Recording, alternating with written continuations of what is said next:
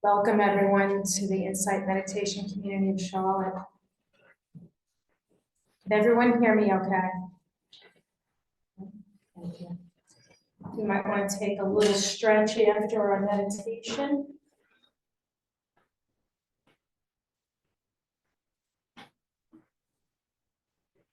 Just livened up on this rainy Wednesday evening. Thank you for everyone who came out and everyone here on Zoom for coming. My name is Denise Owens, and I am one of the 6 Dharma leaders here at the Insight Meditation Community of Charlotte. And the title of tonight's talk is What is Love? For full disclosure right up front, I'm not sure I really know, but I'm going to take a 20-minute stab at it. First, I'd like to start with a little exercise. And I'm going to ask you to actually close your eyes again for a brief moment. And I'd like you to try to remember a time when someone in your life, and you had the experience of true, utter, unconditional love. It could be from any relationship. Try to remember as much as you can about the scene, where you were, when this happened, who was there, and what were the circumstances.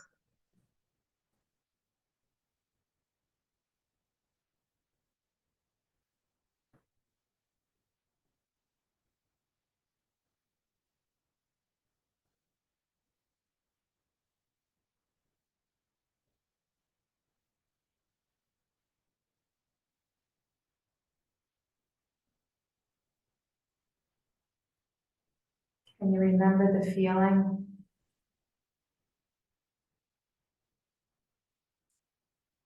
Are you getting any of that feeling in your body right now?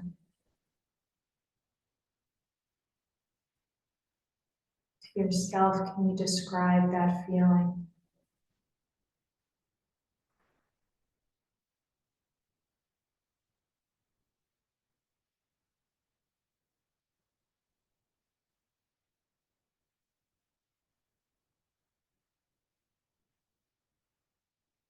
And now if you'll open your eyes.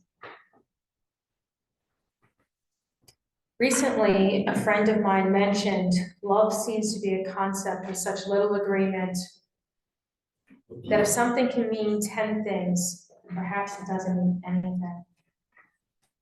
Wisely pointing out that people even attribute anger, possessiveness, fear, jealousy, control, pressure, and even abuse as underlying love.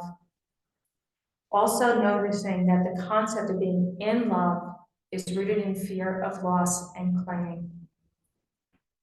They went on to define their understanding of love as a concern for another's welfare that transcends what you gain or lose from another's actions, and to take joy in giving without reciprocity. So again, a concern for another's welfare that transcends what you gain or lose from another's actions, and to take joy in giving without reciprocity.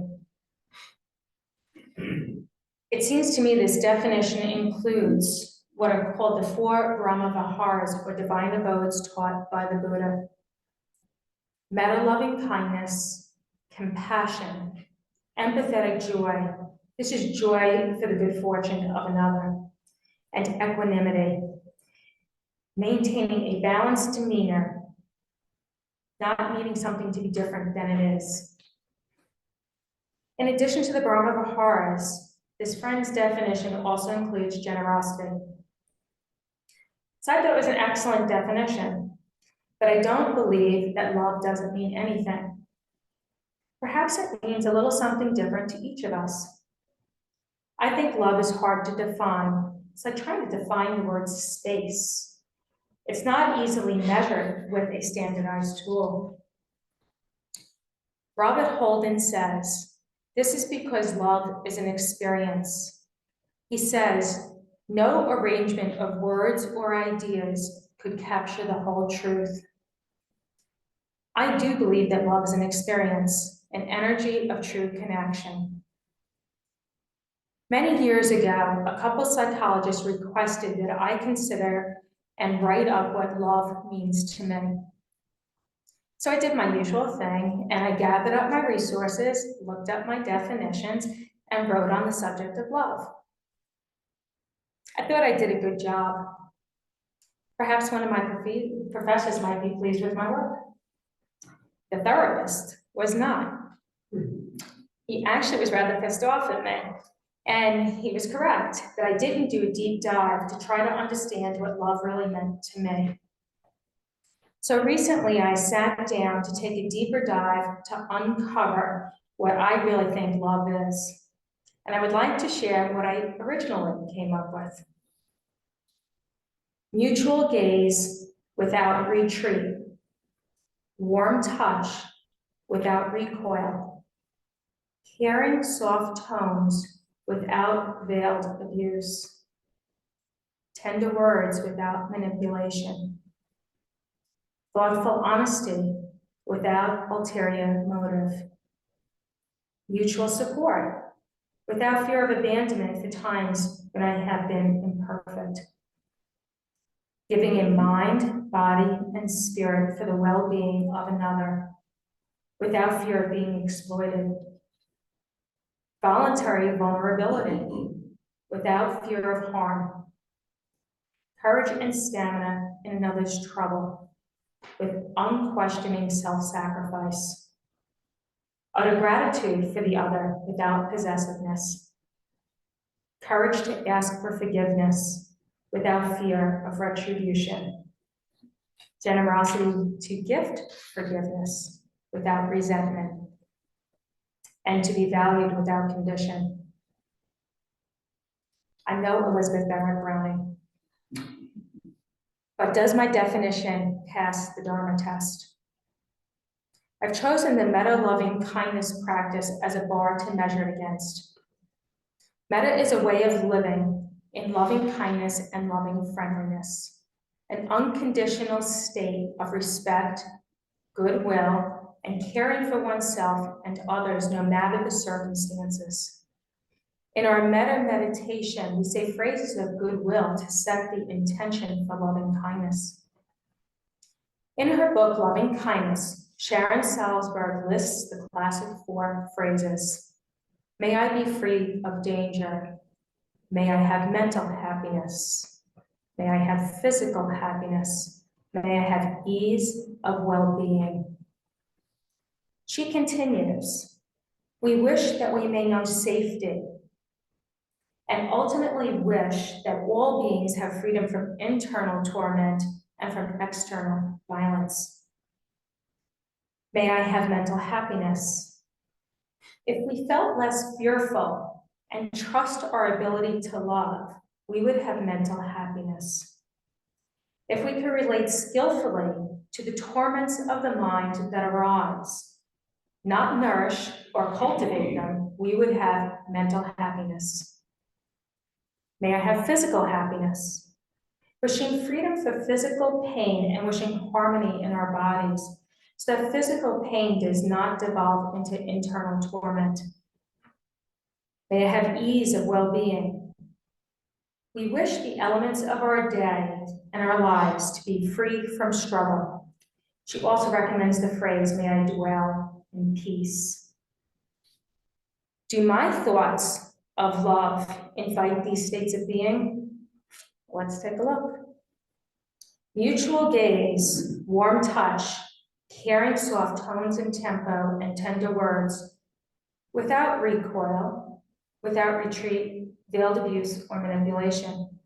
Each of these seems to be a desire for connection, rooted in a wish from safety, from outer harm. Thoughtful honesty without ulterior motive is a desire for mental happiness, safety, and to be at ease. The Buddha taught that right speech is abstaining from false speech, speech without greed, hatred, or delusion as a motive. This breeds harmony and healthy minds. Mutual support without fear of abandonment for times that I have been imperfect. Here I am looking for mental well-being and to be at ease, giving in mind, body, and spirit for the well-being of another, without fear of being exploited, for mental and physical happiness for both myself and for another, and generosity to bring joy and ease. But here I lack equanimity. It is conditional. If you haven't noticed, all of these have been conditional. Voluntary vulnerability without fear of harm. This is a wish here for safety, mental and physical happiness, and well-being. Many people are vulnerable without choice. It is their circumstance.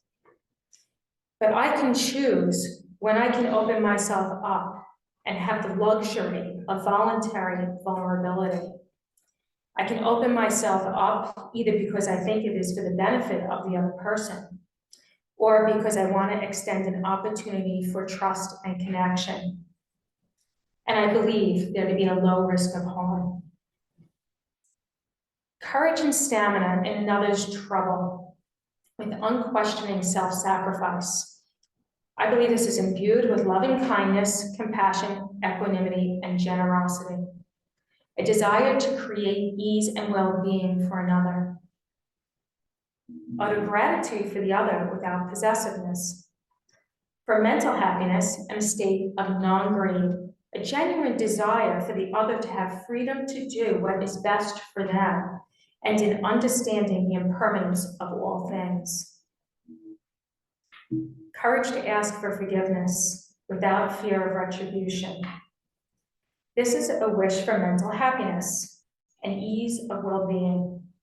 I believe I should ask for forgiveness when it is warranted, for my own healing, so I may reset my course towards loving kindness, compassion, joy, and equanimity, managing what is in my control and letting go that which is not.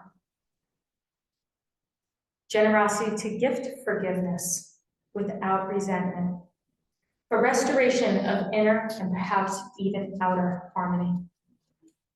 To be valued without condition. May I be at ease. The Buddha's Metta Sutta states, may all beings be at ease. Whatever living beings there may be, whether they are weak or strong, omitting none, whether they are great or mighty, medium, short, or small, the seen and the unseen, those living near and far away. Again, I looked at my definition and wondered, can I apply this definition of love to myself, to my benefactors, to my loved ones, to a neutral person, to a difficult person, to my enemies, and to all beings far and wide until every direction is included? Can I spread the love? Mutual gaze without retreat. Can I look at my own self in the mirror with love? It's not so easy.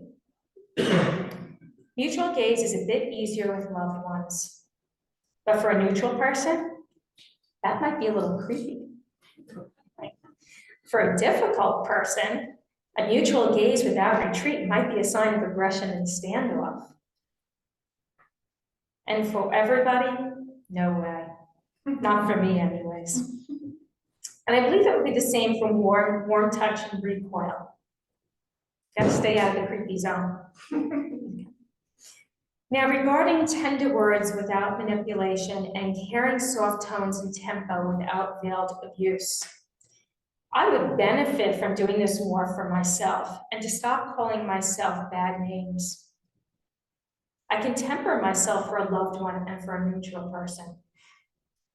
Even though I might use caring words with a difficult person, it would be with great effort and awareness. But at times I may have veiled abuse and devolve into passive aggressiveness. For all, I don't think so.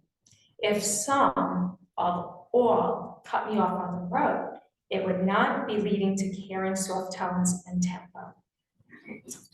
Thoughtful honesty without ulterior motive. Well, here, Oren J. Sofer, that's S-O-F-E-R, his book, Say What You Mean, has really helped me here to learn how to communicate my truth to others without harming someone's character. Thea always says when I say orange sofa, it sounds like I say orange sofa. So, to clarify that. Mutual support without fear of abandonment for times when I have been imperfect. I am not my own best advocate if I am disappointed in my own behavior or performance.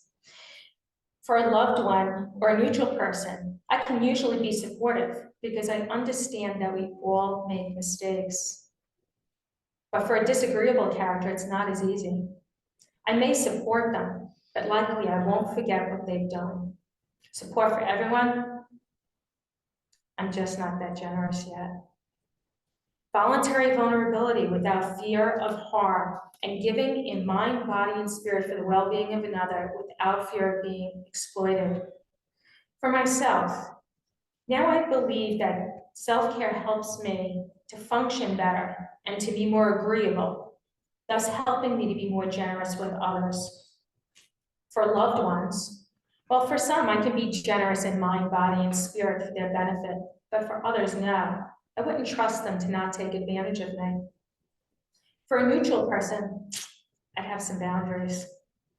For a difficult person, I would be very cautious and guarded. For all, I think I'd have even stronger boundaries. Oh man, can I even do love? I feel like a fraud. Courage and stamina in another's troubles with unquestioning self-sacrifice. For myself, more so now, but often in the past I would not attend to my own trouble or allow myself time off from work or duties in order to take care of myself. For my loved ones, yes, I can do this to a fault. I need to watch that. For a neutral person, sometimes charity might be an example. For a difficult person, well, maybe I would do it if I thought it was the right thing to do, but I don't trust that I wouldn't have some resentment and judgment. For all, on occasion. Efforts towards the well-being of our world community, our environment, healthcare, charity, proper behavior to foster harmony. Utter gratitude for the other without possessiveness. Would wishing utter gratitude for myself fall under self-love? I think I love myself more now that I'm understanding life is less under my control than I was conditioned to believe. Thus, I can have a sense of my value in society. Sometimes I feel momentary gratitude for myself when I crack myself up over something now. Has anyone done that in meditation when you just get the giggles rather than falling asleep? How about gratitude for my loved ones without possessiveness? I can do this to some degree, but I may have a little jealousy, an attachment from time to time, because I don't want to give up those people that are important to my life, especially those for whom I have affection. The neutral people, yes. As a matter of fact, I think it's easier to express gratitude and not have possessiveness with a neutral person. For a difficult person, well, it seems I would have wonderful gratitude if that person would vacate my environment. But can I find a modicum of gratitude for their presence in my life? That's questionable. And gratitude for all, I suspect I'd be a little picky in choosing. Courage to ask for forgiveness without fear of retribution. For others, usually yes. But asking for forgiveness for myself is the hardest. I can berate myself for bonehead moves. Generosity to give forgiveness without resentment. For myself, guilt can linger due to disappointment in my actions, and it takes me time to grant self-forgiveness to myself and release the guilt. For loved ones, for some, forgiveness is rather easy. For others, maybe not, if my resentments have built up instead of actually setting appropriate boundaries.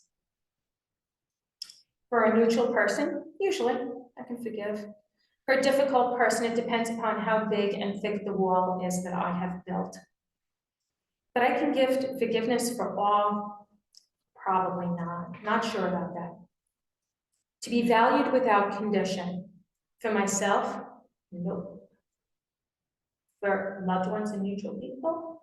Nope. And for difficult people and for all? Nope. The Buddha taught, that's about the honesty. My loving gift to you is the honesty I just had there, okay? The Buddha taught, you can search the whole entire universe for someone who is more deserving of your love and affection than yourself, and that person is not to be found anywhere.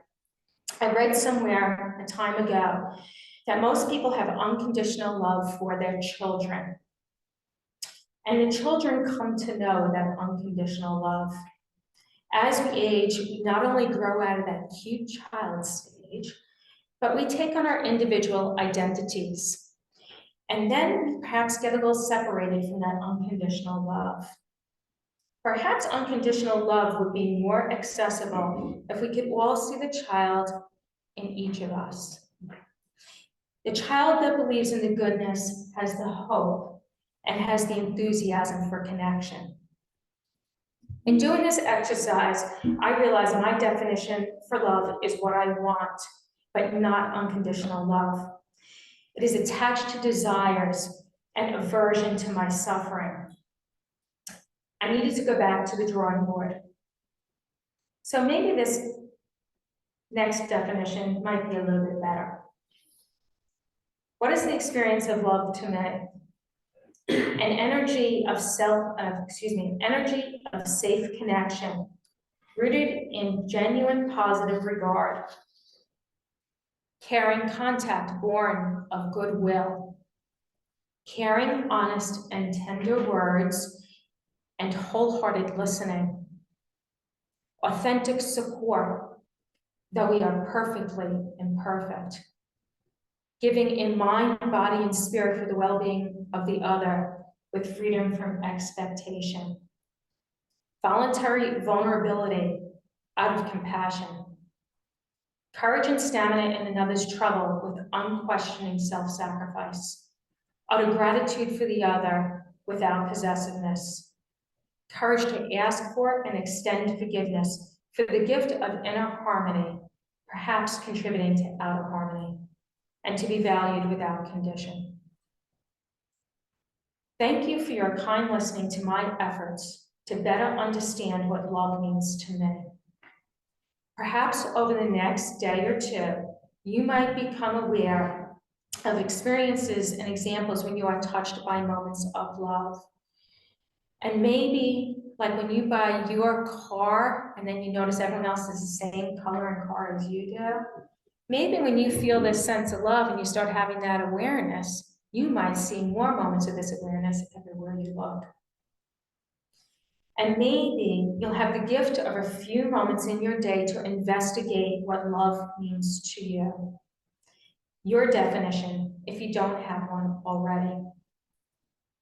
To kickstart a meta-loving kindness practice, if you are not already engaged in one, is to consider Jack Kornfield's recommendation of starting with meta-loving kindness for yourself every day for a year. We are invited not only to say and think these words, but also try to access a feeling within of loving kindness. May you be safe, may you be happy, and may you be at ease.